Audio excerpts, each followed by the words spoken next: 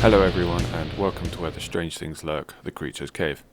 So today I am doing my podcast, and a lot of you who are familiar with me know that I do a YouTube channel. So this isn't my first time kind of doing a show to an audience. Maybe this will help, but as of podcasting, this is my first actual podcast. First of all, I'm just going to throw out a couple of ideas that I'm planning on doing, and we'll see how they go, see how people actually like them. So I was talking to Danny Wells from the Reptile and Chill podcast, and he was kind of coming up with some ideas with me, and he brought up the idea of doing a video podcast, and I can do a video podcast and make it audio friendly. Now, the reason he said about doing a video podcast was quite interesting to me, because he mentioned doing kind of like art supply reviews and kind of, anything to do with art and reviewing them. Anything from, that kind of realm. So, as this is going to be kind of like an animal and art based podcast, I thought that would be quite a good idea, because I could implement the whole, art and animal side into it with some video podcasting aspects and still keep it audio friendly. If if you kind of like the idea of doing that, then let me know and I will work on it, because I've got a cam link by Elgato, and that essentially just allows me to film from my DSLR. It will give me some 4K videos. So I was thinking of doing art supply reviews and filming that whilst I describe it at the same time, so you kind of get that both of best worlds with the audio and the video. And because it's in 4K, you can see a lot of good details with that one. And it also means that £120 bloody USB thing doesn't go to waste. So yeah, that's an idea that I had. Well, I say an idea that I had. That's an idea Danny had, but it kind of makes a lot of sense. So that does sound quite interesting to me, but I don't know what you guys think. So maybe if you like it, just comment wherever I post this, which will most likely be YouTube or something like that, or some sort of podcasting platform. Right, so I've got my talking points here. I'm pretty much going to start off with kind of how I'm going with all my animals and what I'm doing and kind of everything around that. With my animals, I've kind of decided that I actually want to downsize my collection, because it's getting to the point where I've got all these animals and I feel like it's just, I can't give them all of my attention, if that makes sense. Some of my animals have gone. I have sold a couple of them. I have given some to some friends that I know can facilitate them correctly. A lot of my collection has kind of disappeared now, and I've just got kind of my few favourites and whatnot. I've kind of gained a lot more enjoyment from just, building their enclosures, giving them, a very good enrichment and quality of life. So, and, there was a point where I kind of fell off the whole train of enjoying animals and keeping animals. I've decided to get rid of some of them and just keep the ones that I do feel are most interesting to me. And I've still got, kind of my breeding projects of my red-eyed crocodile skinks and my false water cobras. I am very tempted to get a mate for my frilled dragon and breed them, because I absolutely love those animals. And the enclosure that I've got for my frilled dragon currently is absolutely humongous for it. So, I can easily just get another one, and I won't have to upgrade. I won't have to do anything, because it's plenty big enough for two of them. I mean, all he does is just sit on one branch underneath the UV light, and that UV light spans most of his enclosure. So there is plenty UV light space. There's plenty UVA and UVB. So it is something I'm thinking about doing, is breeding the frilled dragons, because I know a lot of people that want some frilled dragons as well, and they are awesome animals. The only problem is they need huge enclosures. I am starting to enjoy tarantulas again, I must admit. I have been after some beetles, because I used to keep Atlas beetles, and they were awesome. I absolutely loved them. But I've got no beetles, and the problem is when you get beetles, you can either buy them as the beetles or you can buy them as the larvae. Now the larvae is kind of annoying because they can just randomly die. Kind of like slings do. And for those of you who don't know what a sling is, it's essentially just a baby tarantula, because they're called spiderling, so sling is a shorter way of saying it. I've been tempted to get back into tarantulas and beetles. Oh yeah, I've just gone off track there, didn't I?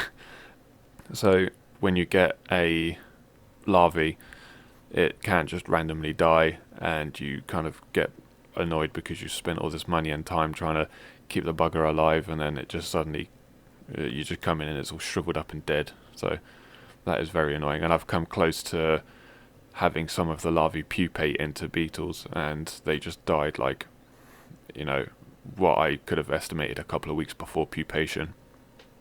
And that's very, very annoying because they were brown beetles, and brown beetles are pretty awesome. They're quite big and they're quite scary. They're part of the rhinoceros beetle family. With beetles, I do want to get back into them, and I will be getting a couple of more tarantulas. I am after a Chilean rose, or what is actually the scientific name for it is... I can't remember. Fuck it. I've kind of fallen off the whole scientific names of tarantulas. I haven't been keeping up with them. I know a lot about care and all that kind of stuff, but I just sometimes forget the binomial names of tarantulas because I'm a hobbyist keeper. I'm not a breeder. I'm not a scientist. I just keep tarantulas because they're awesome. So I've started to forget a couple of the names, which actually brings me on to another point. I've kind of covered what I'm doing with my animals. I'm kind of skipping ahead in my talking points here, but I do need to point this out because it is actually quite annoying to me. With a lot of tarantula keepers, you do get like those whole extremist tarantula keepers that feel that you have to use binomial names 100% of the time. Let's be honest, you don't need to unless you're doing some sort of scientific research, or if you are breeding them, just to make sure you do get the right species with the right species. If you're just talking about what your tarantula needs in terms of housing, if you say Mexican red knee, who cares? It's, everyone knows what a Mexican red knee is. If you say a salmon pink tarantula, everyone knows what that is. You don't need to use binomial names. There are shortened down names of certain species, like an LP, which is Lasiodora parahabana, and that makes it easier. Instead of saying salmon pink or Lasiodora parahabana, you just say an LP because it's quicker. There are people in this tarantula community that will bully other people, or make fun of them behind their backs to other keepers that have a similar mentality towards the hobby, where they'll make fun of them, they will talk down to them just because they don't use binomial names. And the people that do this are mostly keepers themselves, like hobbyist keepers, and this really annoys me because it's very, very unnecessary. You don't need to say binomial names 100% of the time. It's pretty pointless. You don't need to. There's no point just saying binomial names when you're just talking about what kind of enclosure your tarantula needs. It's most of the time it's actually just the same, unless it's an arboreal spider, or it's as the saying is, a pet hole tarantula. You can just stick a foliage and then some cork bark or water dish and a hide, and the spider's going to thrive. And with the pet hole tarantula, all you need is just a lot of deep dirt and then a hide for it to kind of go underneath and dig down into. That's it. You really don't need to know the specific species of this tarantula to be able to look after it correctly. It's absolutely ridiculous. And I've kept very, very quotation difficult tarantulas. I've kept them mostly the same. The only thing that I needed to do was a little bit of humidity and a little bit of heat, or a little bit less heat, and that's it. Like the Brazilian jewel tarantula, the Celadonia, everyone was going on about how difficult that thing is to keep and how expert you have to be, and you have to be an experienced keeper. You really don't. Like, honestly, you really don't. I kept that thing with the rest of my slings, and it was fine. The only reason it's gone was because I got rid of it because I was bored. They're nothing special. It's just a tarantula that hides, just like the rest of them. And the reason I got it was because it has this kind of whole trapdoor or arboreal trapdoor thing to it. And I think, as far as I'm aware, I'm no tarantula expert, but as far as I'm aware, I think that's the only arboreal trapdoor species. There probably is one, and I don't know about it. Don't really care.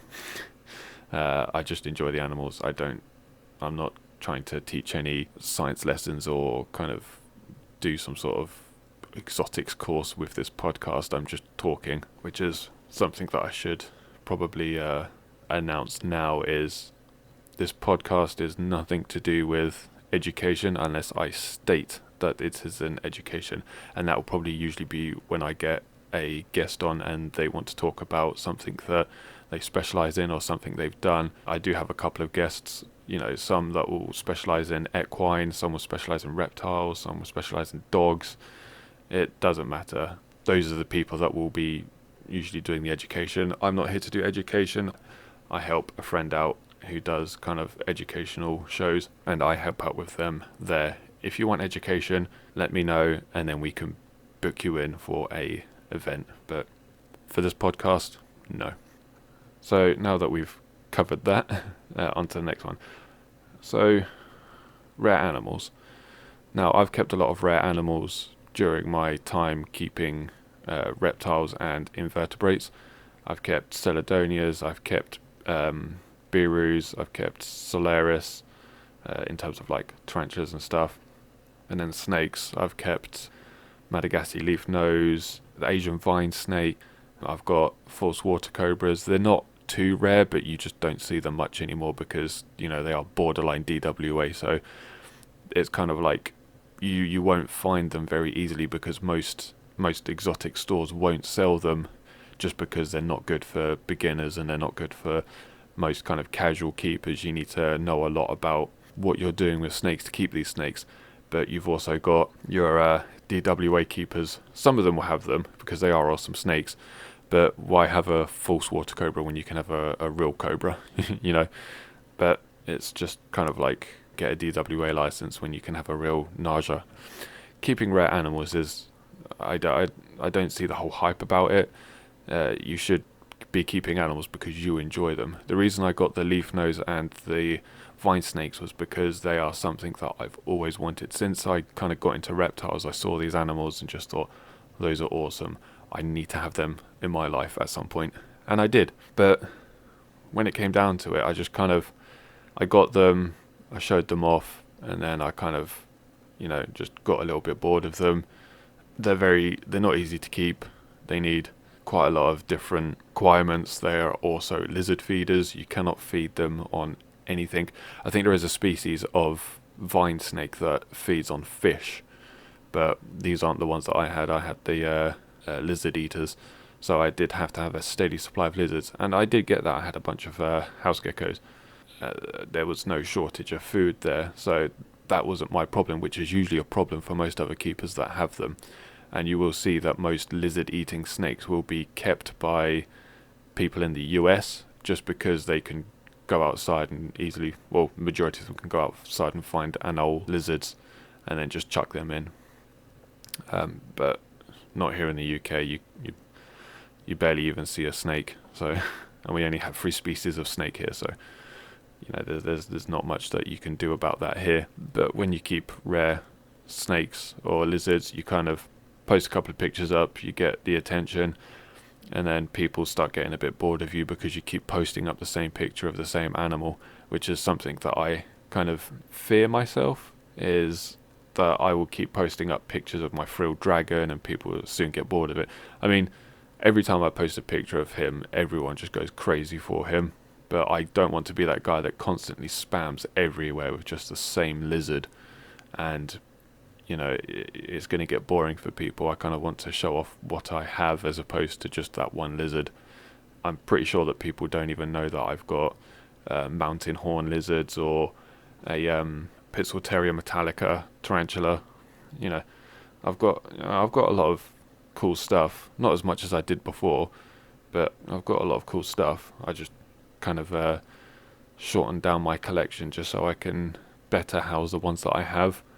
So instead of just having a snake in a vivarium with, just a bit of decoration, 2 hides, a log, and then some substrate, I've kind of gotten rid of some of them so I've got more money and more time to spend on them, so I can give them these huge enclosures with lots of multi-terrain. They've got really good substrate, they've got nice hides, they've got multiple hides, as opposed to just two. They've got like one in the middle and then one off here, then maybe they can climb up somewhere and have one. It's just better enrichment for them. But some of my rarest animals I ended up selling on, because they are rare but they're not really what I enjoyed. Enjoyment is probably the biggest part of keeping reptiles. If you're keeping reptiles or just any animal in general just because other people don't have it and you want to be the center of attention, then you should just foxtrot Oscar out of here, because there is no place in this hobby for people that just want to show off what they have. When I was getting all these rare spiders, this was way before they were getting popular. Now you can buy a Brazilian jewel tarantula for less than you can most other rare species of tarantula. I mean, I paid how much did I pay? I paid like $220 for a Panther Solaris, and the Celadonia was much more than that. But now you can pick up a Celadonia for like 75 quid for a sling. So it's people are still kind of getting on this hype about these tarantulas because they were once incredibly rare, like probably one of the rarest species you could get, and now they are a lot cheaper than most tarantula species. I'm kind of the guy that gets all these rare animals before they become cool, and then I figure out that they're not all that great. Then I get rid of them, and then all of a sudden this hype comes in, and I don't bother, because I don't like following these silly little trends where, oh, I have to have this royal python in this colour morph or anything like that. I just keep what I like. I've kind of gotten over this whole beginner, well, not beginner, but this kind of entry stage of the hobby where you just want to get all the cool stuff and not actually enjoy the animal. But now every animal that I get, it has to be just the wild type, because there's nothing cooler than that animal that nature intended it to be. I don't want this man-made colour on this snake because they've been messing around with the genes. Now there's nothing wrong with it, and if you're doing it humanely, because there are some morphs that will mess this animal up, like the spider gene with the royal python, where it gives it some neurological problems or physical problems or stuff like that. I don't know much about morphs anymore. I used to know a lot about them, but now I don't know much, to be fair. But I do know that there are morphs out there that will cause genetic mutations that's not only just the colour pigment but actually physical and neurological. So rare animals in terms of colour patterns and pigment changes and all this stuff is just not for me at all. I care not for it. And for animals that are just rare because they're rare, some I do enjoy, some I don't. So it's kind of just a matter of seeing which one I enjoy most. And if I don't like it, I can sell it to someone or give it to someone that does actually enjoy it, which I did do, because I knew someone that was interested in the leaf nose and the vine snakes. And obviously I didn't have as big of a passion for those as I do some of my other animals, so I sold them to the person that has a bigger passion, and to be fair, that person's housed them far better than I did. So it's all about doing what's best for the animal and doing right by the animal. So that I was very, very proud of doing, was getting rid of these considered very rare animals and giving them to someone that can take care of them better. So now I want to, after I've just spent like 20 minutes talking about animals, I want to get onto the kind of art side of everything. So I've been doing, I say quite a bit. I've been doing a art piece for Rhino 911, which is it's a first response rhino veterinary team that responds to poachers. So if a rhino has been shot, and they will get the call in, they'll fly out on a helicopter or do whatever they can to get there, and they will provide the rhino with medical support so they can keep this rhino alive, because as you know, rhinos are becoming extinct. I forgot the name of the actual species, but there is a species that only has, I think it was 30 or 40 species left in the world, and they have been dwindled down due to poaching. And frankly, this just absolutely breaks my heart. And I have a shriveled up, black, dripping heart. So the fact that something made me, that upset is a really, really something. And I listen to the Reptile and Chill podcast a lot. Like every time they have a new episode out, my podcast app will let me know, and I will be straight on that listening to it. Or sometimes I'll just save it for later on that day, because obviously I work nights, so I will kind of just save that podcast until maybe about 2 o'clock in the morning. When I get up and start faffing around with the animals, I'll put that on in my animal room whilst I clean out the animals and feed them and all that kind of fun malarkey. Anyway, on Reptile and Chill, they had a guest on. I believe Mike said his name was Ryan, but his actual name is Daryl. So they had Daryl on, and he works with Rhino 911, and he pretty much does a little bit of everything. He goes on patrol and just makes sure everything's all good and dandy, and just looks after everything. And he does a lot with the whole charity side of it too. And after that podcast, they put up a video that was pretty much I don't want to say an advert, because they don't really advertise what they do.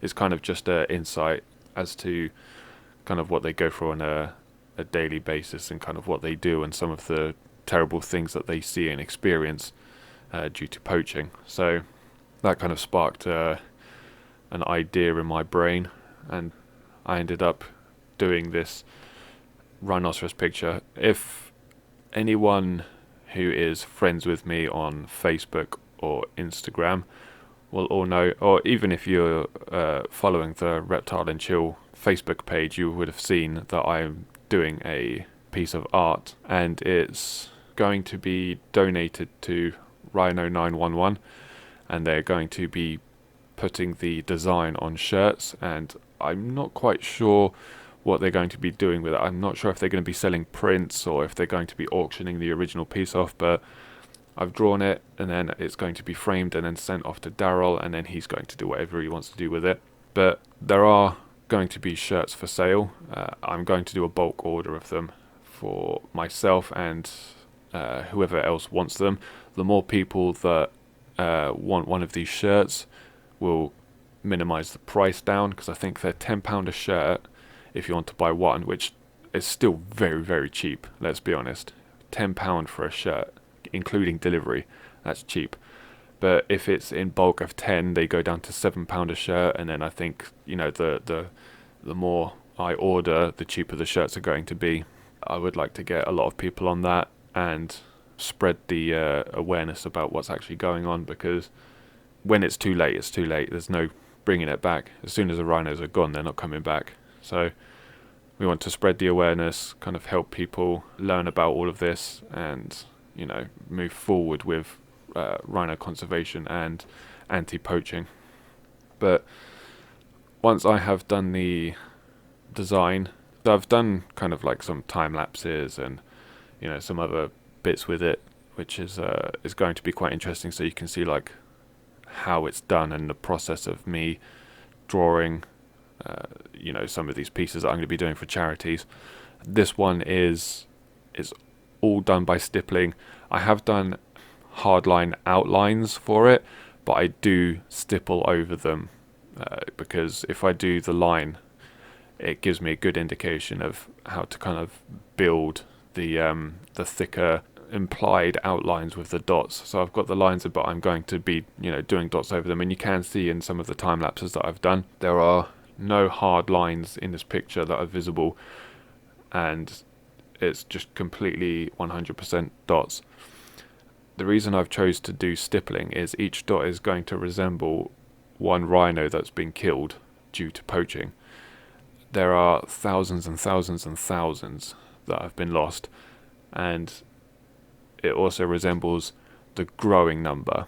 So there will be rhinos that will be killed, and each dot will be to resemble that. So the fact that I can make a whole rhino picture out of just dots from rhinos that have died and rhinos that are going to be lost from poaching is it's quite scary.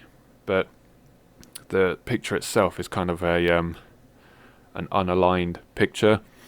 So you've got sections of the picture that have been moved to the right and to the left to resemble that something is wrong. Kind of like how a TV would do that.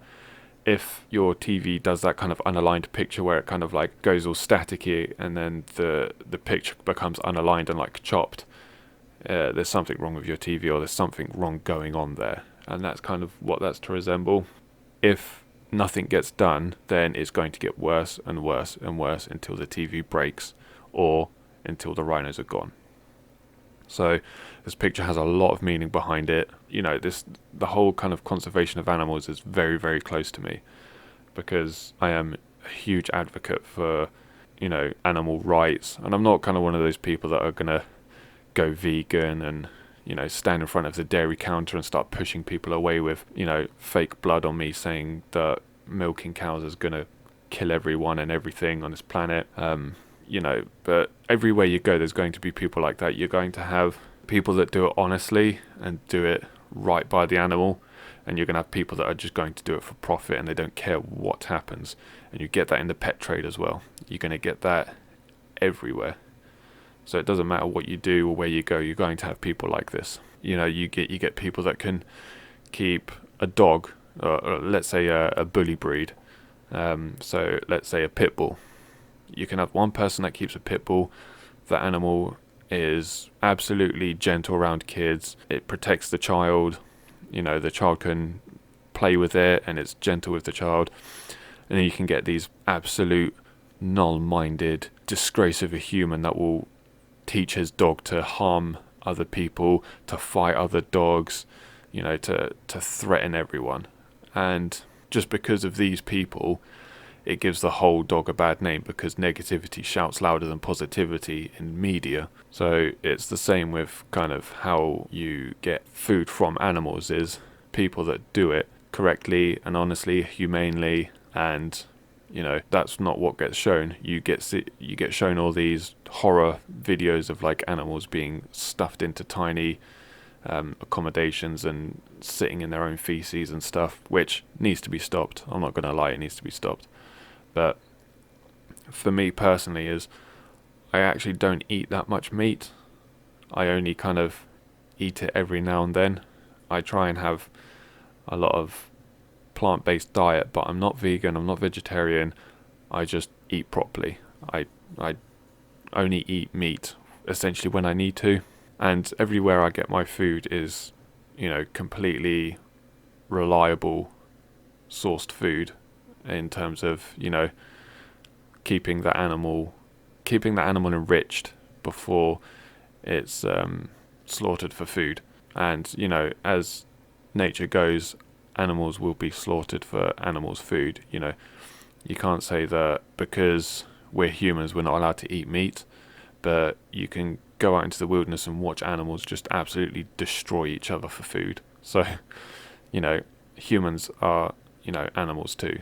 So we're just smarter and more civilized. Well, I wouldn't say civilized, that's probably not a good word to use to describe humans, but we are much smarter, and we have this kind of situation where we're very aware of what we're doing, where animals kind of just live, they keep the balance of ecosystems, and they just do what they do, which this is going to bring me on to my other talking point. I was on a lot of dating sites. I'm not on any of the dating sites at the moment. I'm actually currently seeing someone, so we'll see how that goes. I haven't really made a big deal out of it because, well, it's just my own personal life, but it's something that I'm talking about. I don't feel the need to tell everyone, but when I wasn't seeing this person, I was on a lot of dating sites, and, well, I was on these dating sites, but I never really paid attention to them. And this one girl popped up, and she sent me a message about asking me if I was a vegan, and I said no, and she replied with, like, the whole conversation essentially just went, because I'm not a vegan, I don't care about animals at all. I think that's probably one of the stupidest comments I've ever heard. Because I'm not vegan, I do not care about animals. That's just absolute stupidity. Now, when I asked her what's being vegan gonna do to help animals, she sits around, she doesn't eat meat. That's not helping animals. Where, I'm doing work for charities, I go out and educate people on animals, why they shouldn't harm them, how important they are to us and to nature. I do all of this stuff. I defend animals. And I actively go out and do, a lot of physical things to help. I don't just sit there and not eat meat and expect to be the savior of all animals. And to be honest, you can bring up the argument that if we all stopped eating meat, then we wouldn't all need to hunt animals.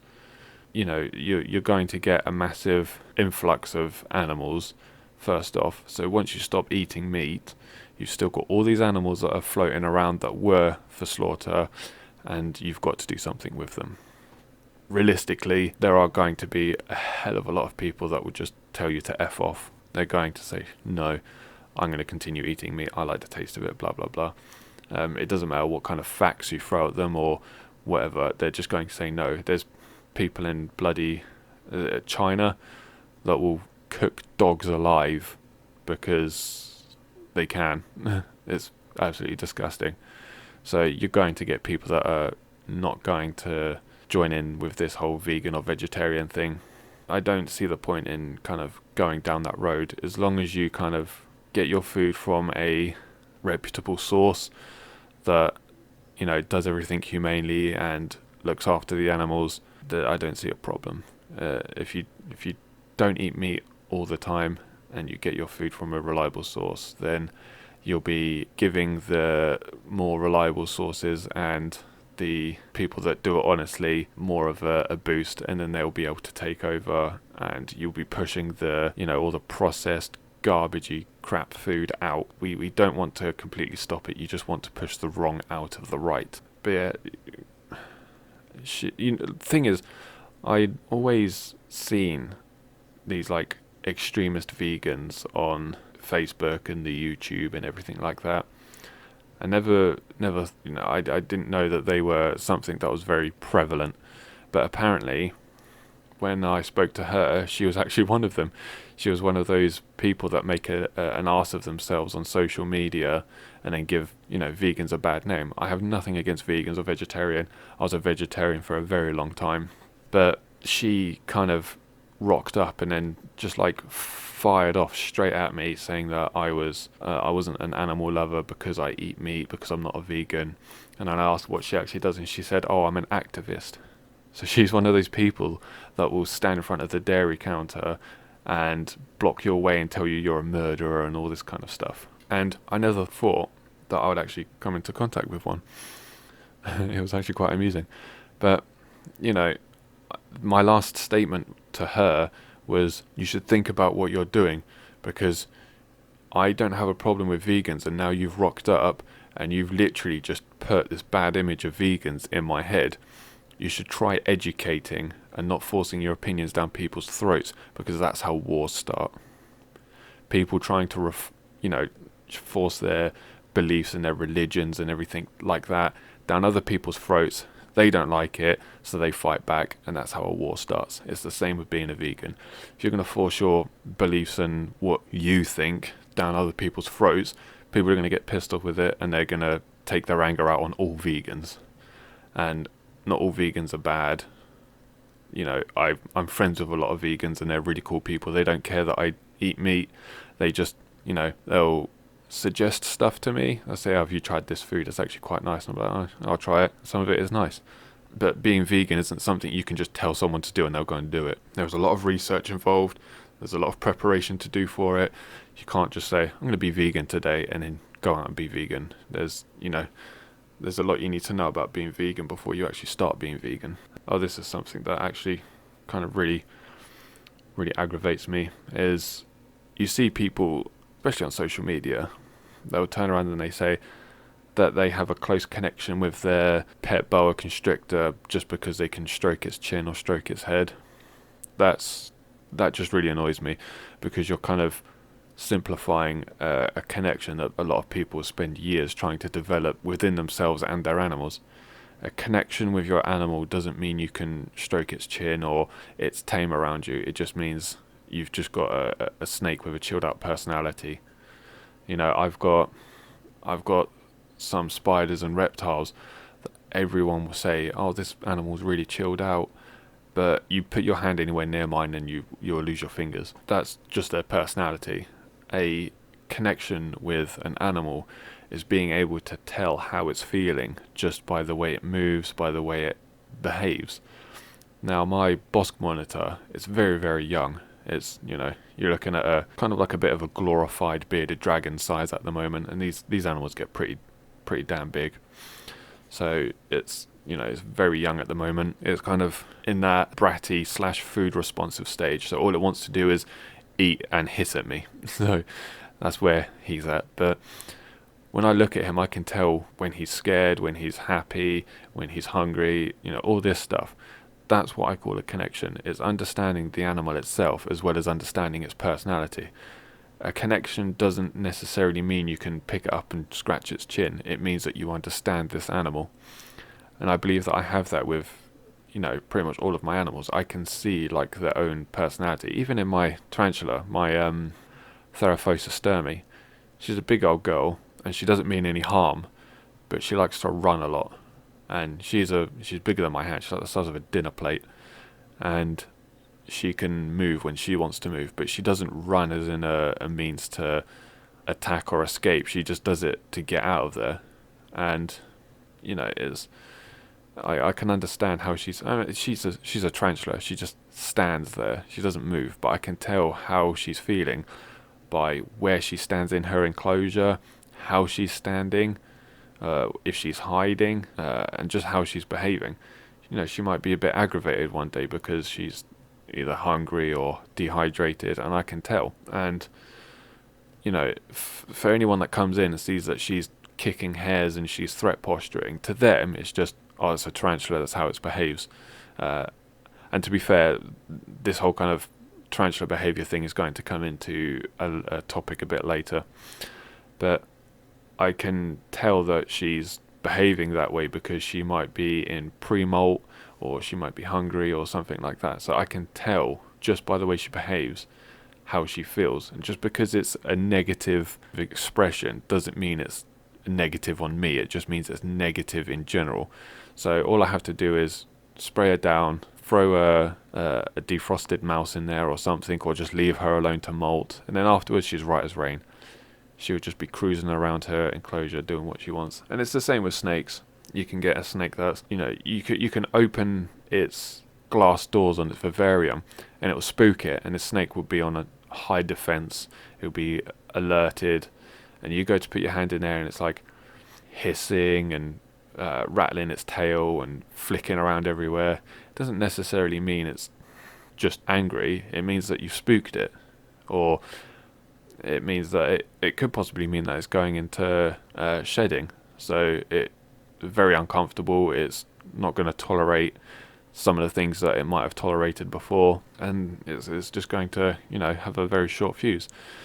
That's what it is to have a connection with your animal, is understanding why it behaves the way it does. If you say you have a connection with your animal because it's calm, it's only going to lead to bad things when it does have this situation where it's shedding and it's feeling a bit angry because it's uncomfortable, and you're going to scratch its chin and it wraps its face around your hand, and then all of a sudden you're scared because this animal that you had a connection with is suddenly aggressive to you and you don't know why.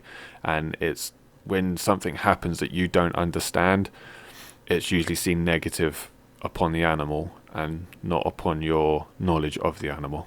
So I think people throw the idea of being able to touch the head of the snake or scratch under its chin, or pick it up and put it around your neck and it just chills out as having a connection with your animal. But it's not. It's just the animal being a chilled out personality, or just it's gotten used to being handled. That's it. Sorry to interrupt your waxy ear holes listening to my podcast, but it's time for an ad read.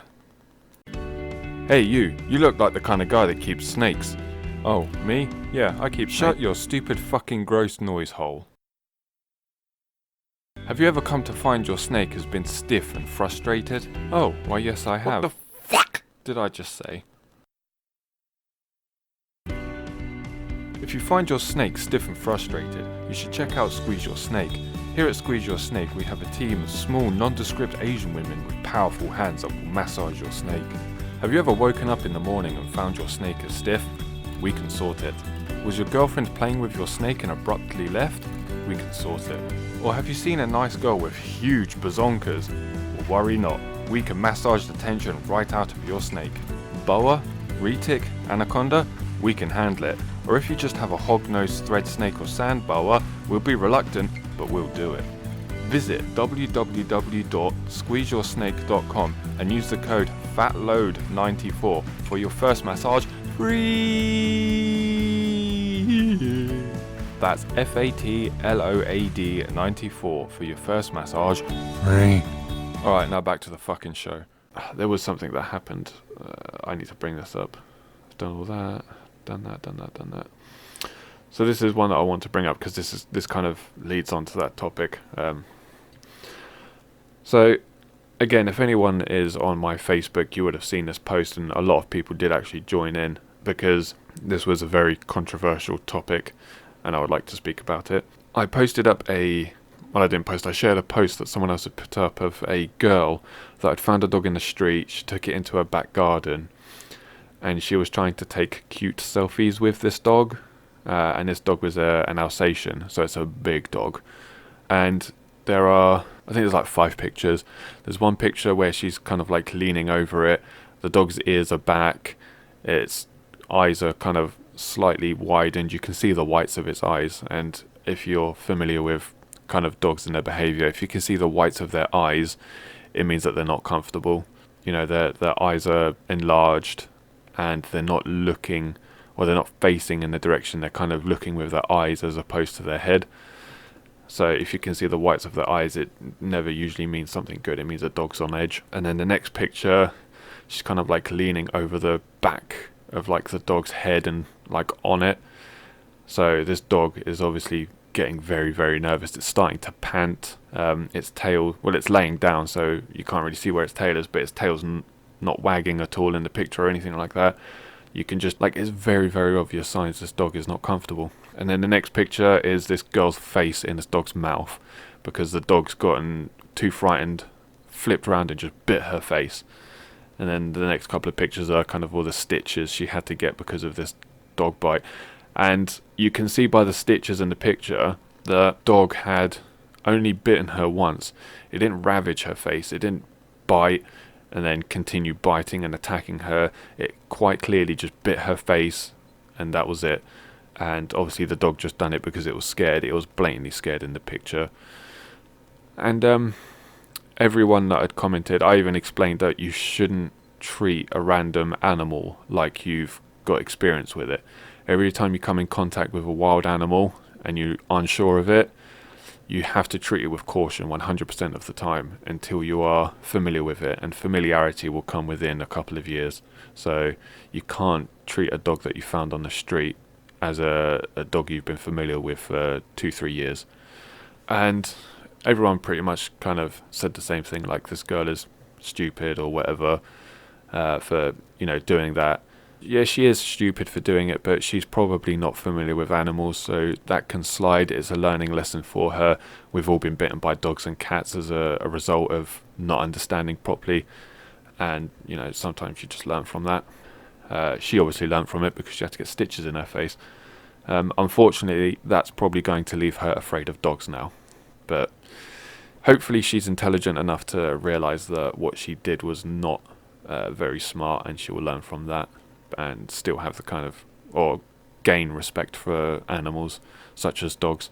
But there was this one person that had turned up and they said that the dog should be put down, and boy did this really get me, this got me angry, because I said, so because this girl she wasn't being cautious with this animal and this animal bit her out of defense, it's quite clearly scared.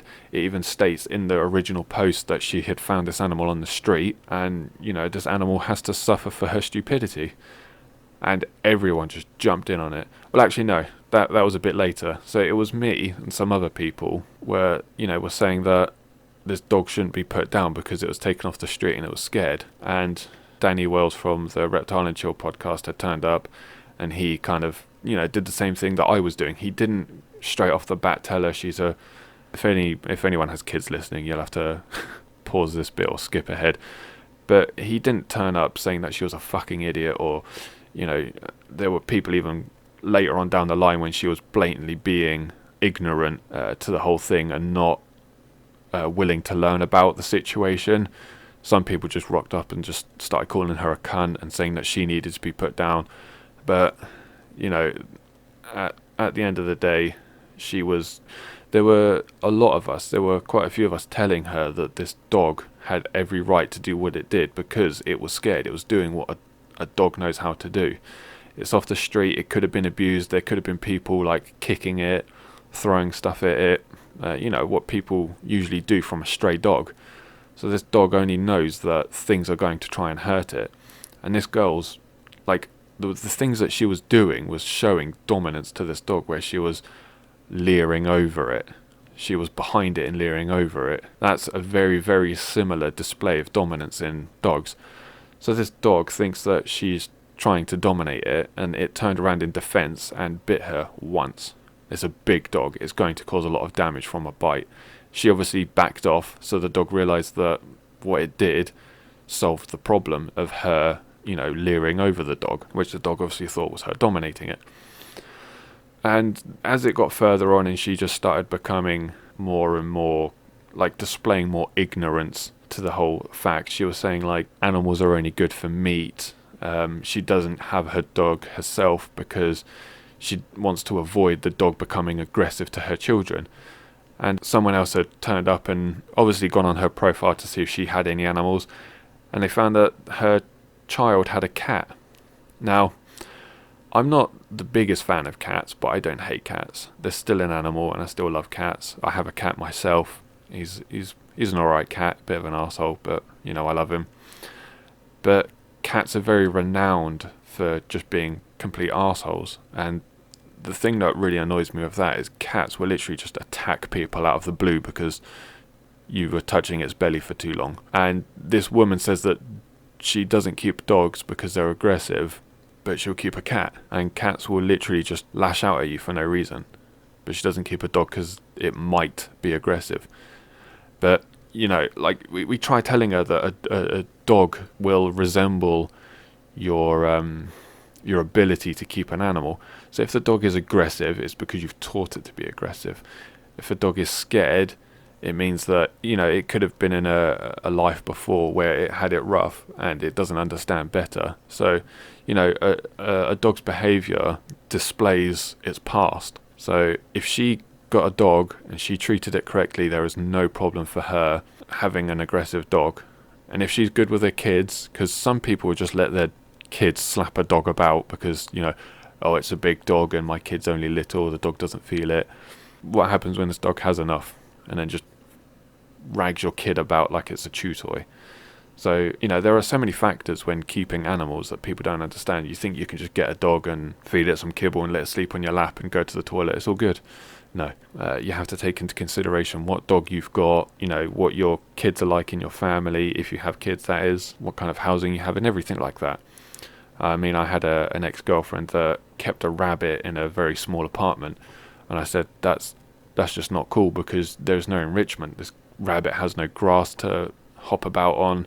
It's got no foraging or anything like that. It's a very small place for this rabbit to live, and it's just not fair. It may be adequate to animal standards, but you've got to have this kind of understanding that it may be okay for the law, but it's not okay for the animal. You need to do right by the animal. I mean, I want a tegu, but I can't have one because I don't have the space for one. I could very easily get like a 5-foot Viv. I have the space for it. I could get a 5-foot Viv and stick it in there and just be like, yeah, this is my tegu, cool. But I don't, because I want it to have a very big enclosure with everything it needs. And also I've got a cat and a very small dog. A tegu would eat the dog up in seconds because she's a very small, like, squirrel dog. This woman had ended up blocking me because everything she said, I had a retort that was backed up with facts. So she ended up blocking me, and everyone knows that she was in the wrong. She knew she was in the wrong because she had to block me, and everyone knows that if you're on Facebook and you get into an argument, if you end up blocking someone, it means you've lost. If you end up being blocked, you've won. Because I found it so easy to argue with her about this subject.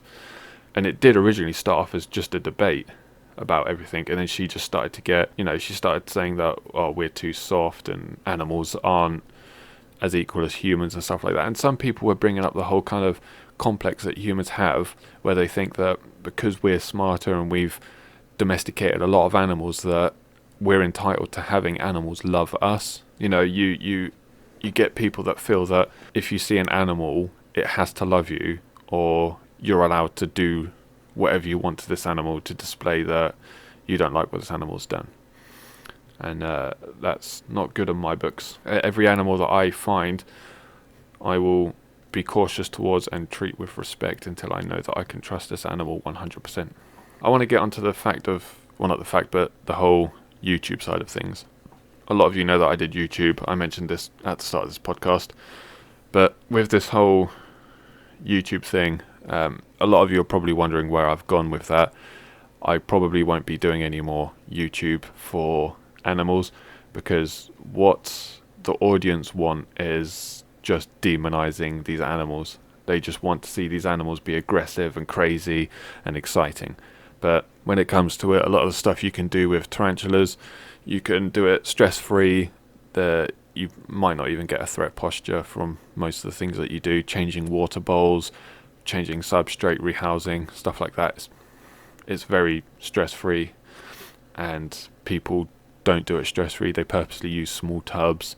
They purposely get into precarious positions just for entertainment. And I'm going to touch up on a particular YouTuber that I know a lot of people do not like. And I don't care if people think that I am slagging him off, or if they think that I'm just being negative. I absolutely despise this person because of how he treats his animals for views. So he's suddenly become a very, very, very big name in the whole YouTubing community.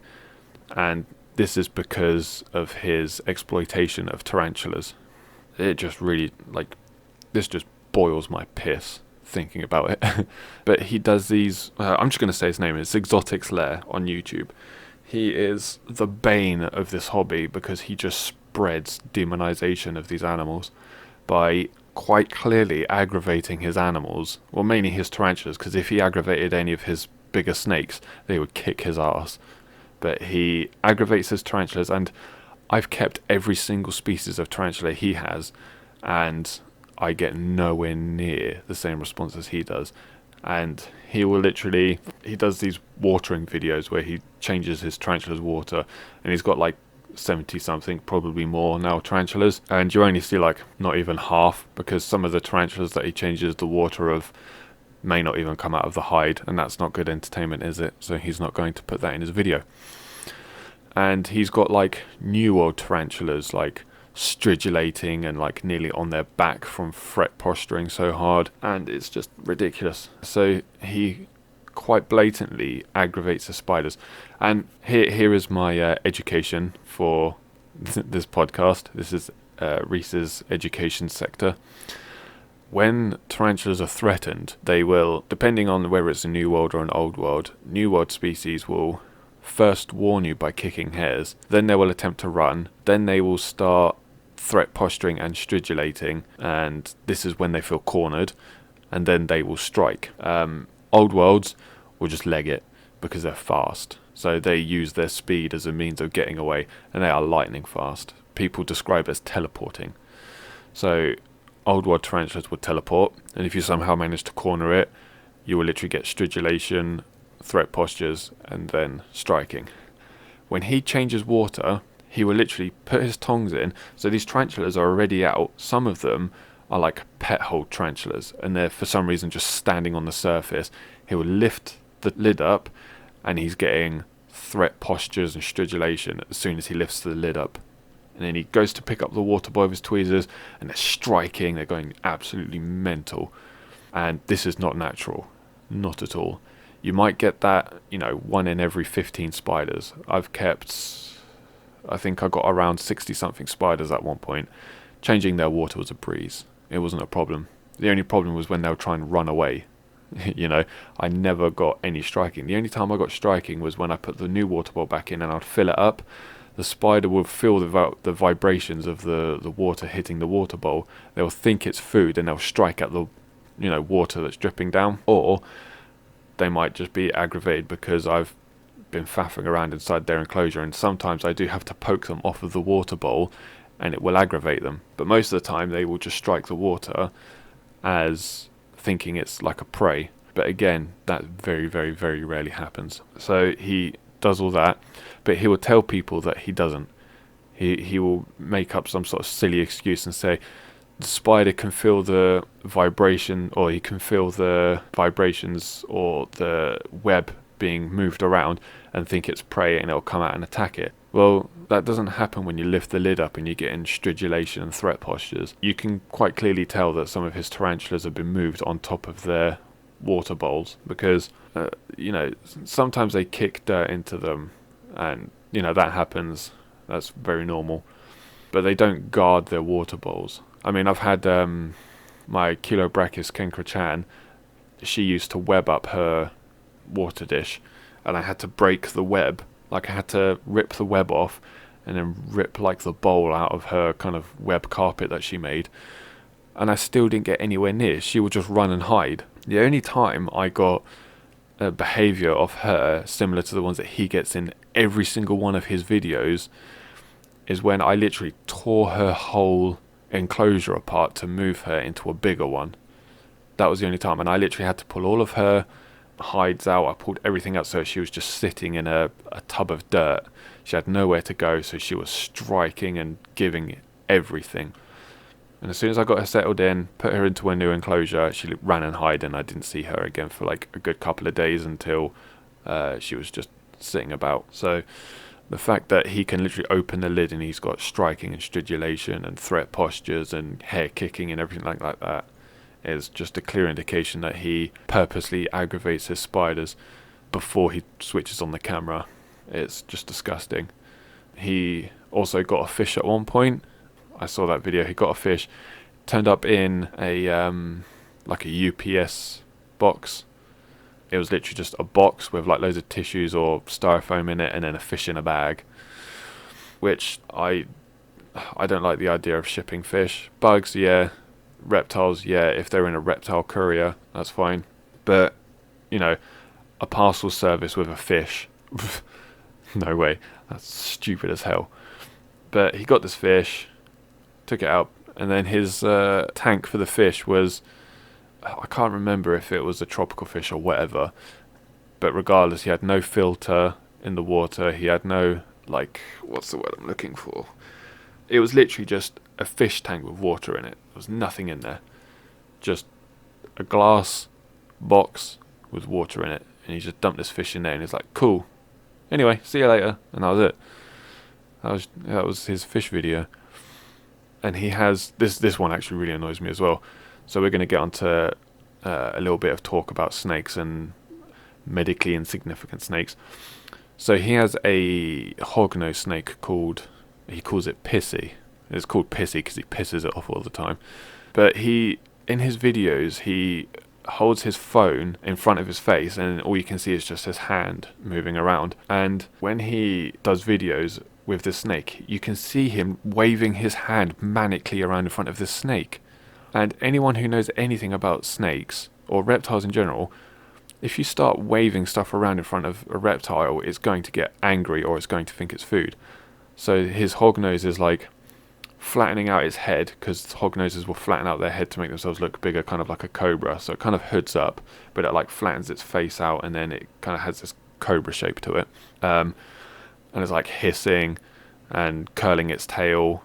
So everyone knows that if a snake curls its tail, it's because it's in defense. Because the reason they curl their tail is to replicate a head. So an animal will think that this tail that's curled up into a ball is the animal's head, so it would go for the tail and not its head. So it's curling up its tail, and it's hissing and striking, or headbutting as they like to call it, because I don't think hoggies really do actually bite. The only time they bite is for prey. They only headbutt stuff out of defense, because their usual method of defense is playing dead. But, he's waving his hand around in front of it, and he's just like, oh, the snake is just always pissy. Well, yeah, it's pissy because you wave your hand around in front of it. And I know hognoses can be quite sassy little creatures, but his is just, again, unnaturally angry. It's just constantly annoyed. And he kind of makes no deal out of this snake, but this snake is still venomous. It's an epistoglyphus snake. For those of you who don't know what epistoglyphus is, it's a rear-fanged venomous snake. It may be medically insignificant, but if you're allergic to the snake's venom and it chomps down on you, we'll see how medically insignificant it is when you experience anaphylaxis and you're dead within 20 minutes. That's not very insignificant. But it's people like him that make this, this snake that is supposed to be, nothing. Well, actually, no, scratch what I said. The snake that's supposed to be, is venomous. At the end of the day, venom is venom. But he's making this venomous animal seem like it's nothing. You have to be careful with a snake that has any kind of venom. With a snake that doesn't have any venom delivery, the only thing that they have is an anticoagulant in their saliva, which just means you're going to bleed a lot. And that's actually better for you, because then it stops the potential of infection or anything like that, because you just keep bleeding until you clean it. But he makes out as if this animal is just no big deal. And that's not what it is. There was a case of someone, I think they were in France, this was quite a while ago. He was bitten by, just any old hognose, it's a hognose that anyone keeps. It bit him, and it took him like 152 days or something like that to recover. He had blisters, he had swelling, pain, inflammation, everything. It was just absolutely crazy. And this snake is supposed to be medically insignificant, but coming back onto topic, he literally just demonizes all of his animals.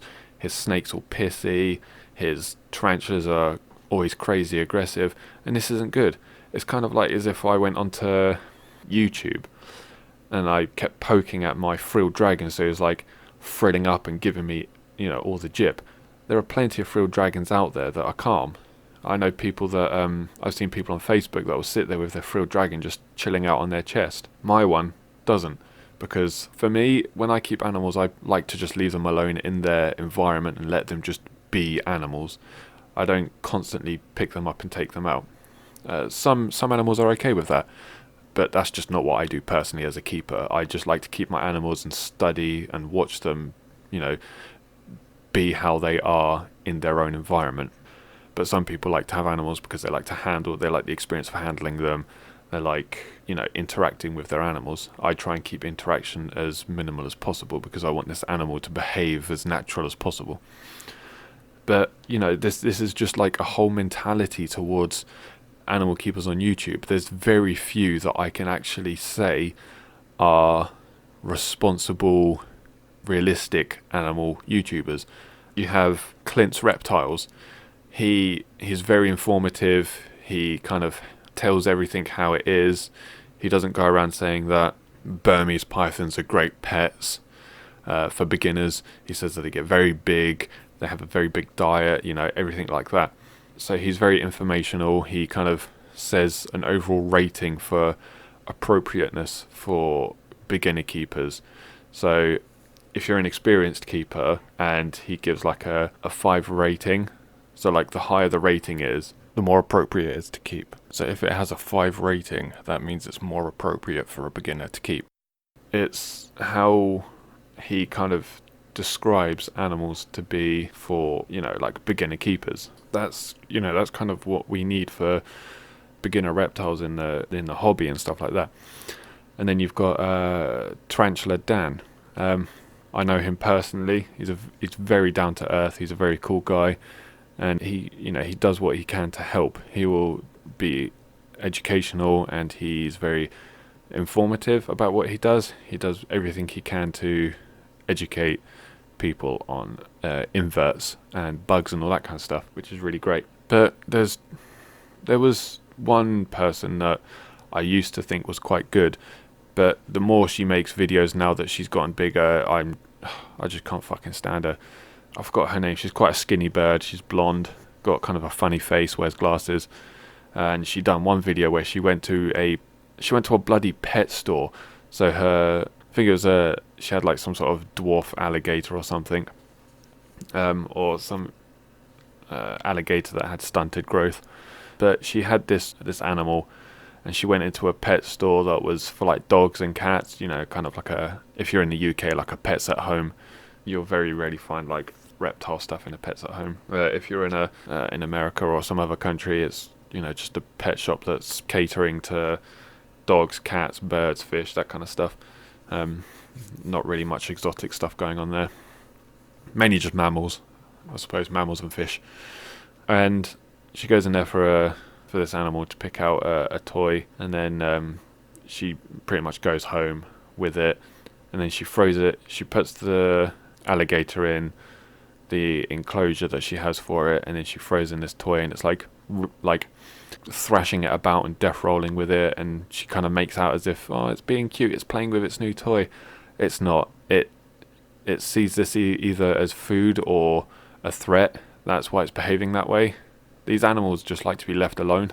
You know, they essentially just want to bask and hide. That's all they want to do. Bask, hide, and eat. And she's sitting there throwing bloody stuffed chew toys in there for it to, quotation marks, play with.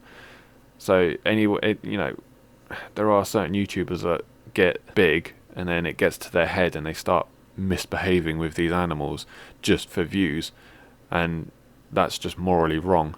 You shouldn't do that. That's why I fell off doing YouTube, because I didn't want to kind of fall into that category of people that just do YouTube for entertainment purposes and not education and not teaching and stuff like that. And when I did start doing educational videos and, you know, videos of me drawing animals, my YouTube just went straight down, didn't do anything, just dropped, and it was absolute garbage. And every beginner YouTuber always does the same video, unboxings. Everyone just does unboxings. Now, when I first started off, I only had like 4 or 5 spiders, and when I was doing videos for that, obviously most of my YouTube videos were me doing unboxings, because I was getting more and more spiders and more bugs and stuff like that. And then most of the views just came from that. There was one video where I did an unboxing of, I think it was like £520 worth of spiders, and there were only like 4 spiders in that box. So they were like, again, as I mentioned earlier, just rare spiders. That mostly, you know, like the Solaris. What else is in there? There was the Solaris, the Biru. No, the Biru. Yeah, the Biru. So the Solaris, the Biru, and then there was another one, and then I ended up getting a freebie which was worth like £100 or something. No, it was worth like, was it £100? Yeah, it was £120 spider, because I spent like 500 plus quid on it. So yeah, it was awesome, and threw me in an extra one. That's my most viewed video, is me doing an expensive spider unboxing. All of my educational stuff, like 90 something views, and then my my £500 plus video was like 10k views, or I think it's more than that now, because most of my comments are on that. And it's the same with mystery unboxes. So if you don't know what a mystery box is, it's, you essentially purchase a mystery box, and the seller will just put a bunch of spiders in it and then send it off to you, so you have no idea what's in there. If you're like me and you've been keeping spiders for a while, you're prepared for any spiders. You've got leftover containers for arboreals, and usually sometimes if you buy one, or if you contact the seller, you can say, when I purchase this, can I just have all arboreal spiders, please? Because I only have arboreal setups, or something like that. I got one, it was quite good, and then I did another one where I asked the seller, and you know, I know him well. Well, I say I know him well. I know him, we get on, we talk, and I purchased one of his, but I said, can you just fill it with scary stuff that will try and kill me all the time? And he said, yeah, that's cool.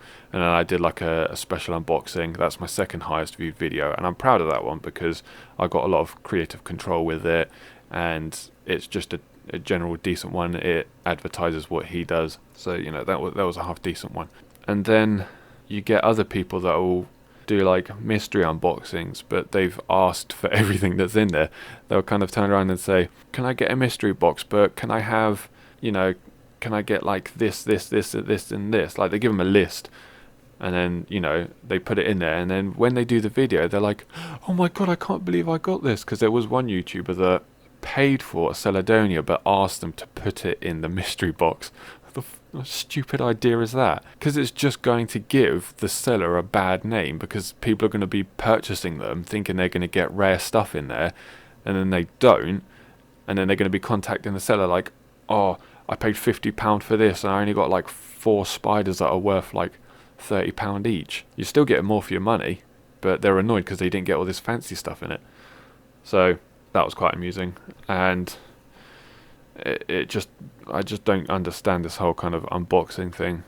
It just seems to do well on YouTube, but that's not what I want to do on YouTube, so I kind of gave that up.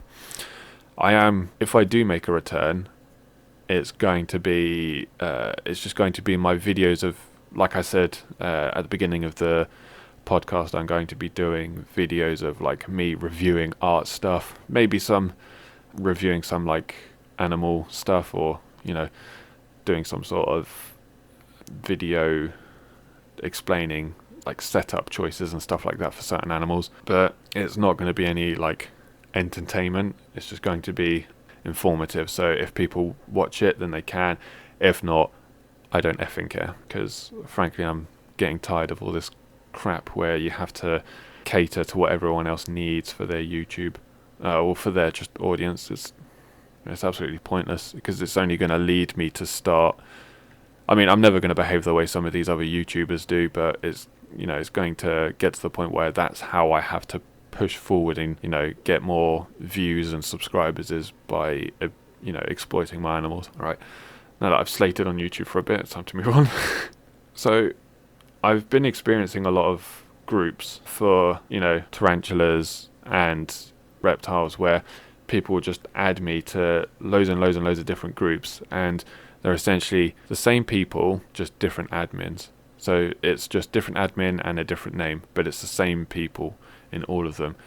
But the only reason they make these new groups is because they want to control how everything goes with their group, and it's just absolutely aggravating. It's just the same thing, and you get loads and loads of not notifications, but on your newsfeed it's just filled up with like the same picture, because one person's posted like one picture in 7 different groups. So you've got these 7 pictures like blah blah blah posted in English spiders and Spider Group UK and Spider this and Spider that, and it's just like, oh, everybody's going to see the same picture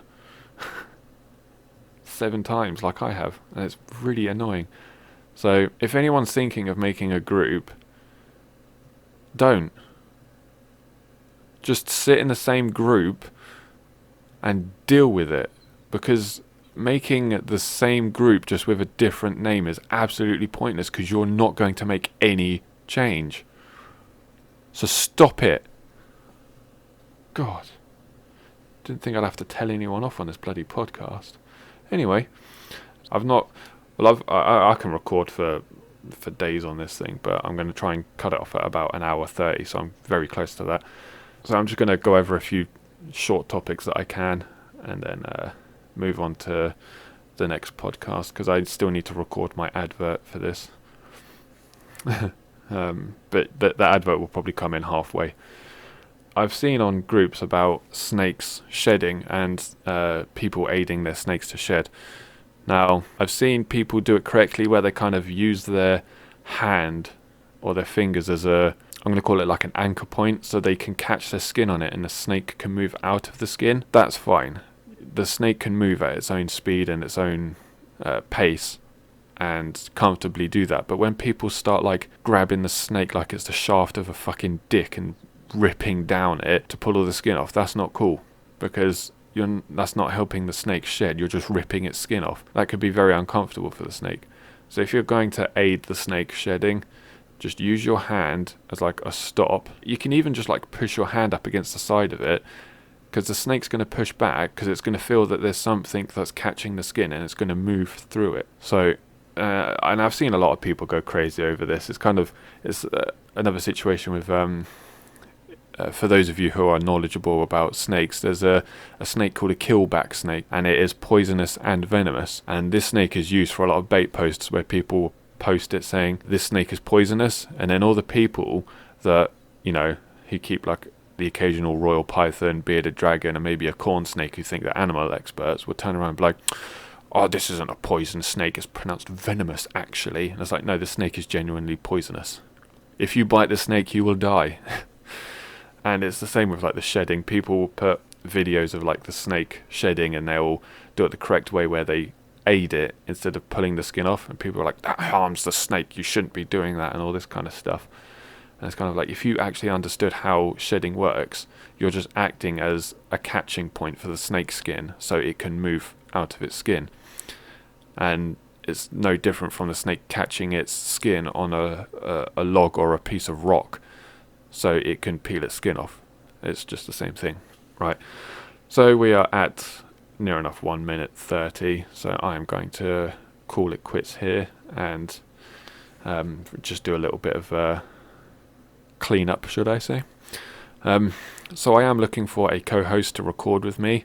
It will be either Monday or Tuesday evening, or night if you're in America, so I can record on late Tuesday, whichever one works. I can be up during the day or the night. And yeah, so I am looking for a co-host that can record with me.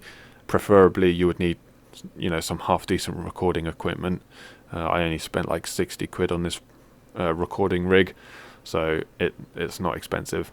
Yeah, if you are available for being a co-host to talk about art and animals, you know, stuff similar to this podcast, then let me know and we will have a chat, and I'll see if you will be a good co-host, because I'm not just going to stick my finger out and say, you're the first person, let's go.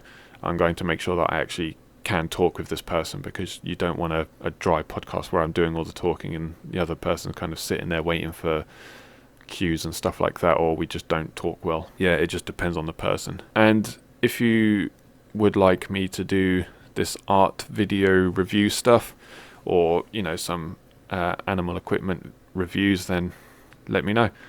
This is my first podcast, so any feedback will be great, whether it's, you know, to tell me to speak a little bit louder, or to mention more about art, which I did talk a lot about animals in this one. It was supposed to be kind of even with art and animals, but yeah. So if you would like to give me any advice or tips or criticisms or whatever, just let me know on whatever commenting service there is on whatever platform I choose. It will definitely go up on YouTube, so you can do it there. Probably be listening to this on Facebook, so do it there, or whatever. Message me personally, I don't care. Just let me know what you think, and I will try and improve it. So from me, this will be good morning, evening, night, afternoon, whatever, and I will see you in the next one. Ciao for now.